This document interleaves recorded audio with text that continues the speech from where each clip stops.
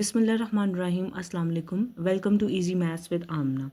Class 9 student, in this video we understand question number 3, exercise 6.3. Let's simplify this identity in seconds using basic ratio formula. In this question student, we have to prove the left hand side is equal to the right hand side. It's easy when we take the right hand side. If we take the right hand side is equal to 1 over tan theta. If you can write is equal to with this 1 divided by tan theta in like that pattern, it is very easy to solve now. Since we know that tan theta is equal to sin theta or cos theta,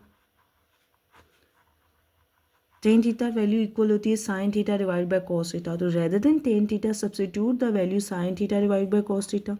Division sign, sin theta over cos theta. In math, as we know that division change into multiplication. Division multiplication में change हो जाती है. Reciprocal, the next fractional value cos theta goes to the numerator and sin theta goes to the denominator.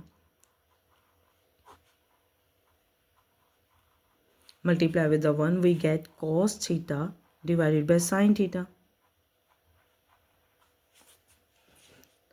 which is equal to the left hand side.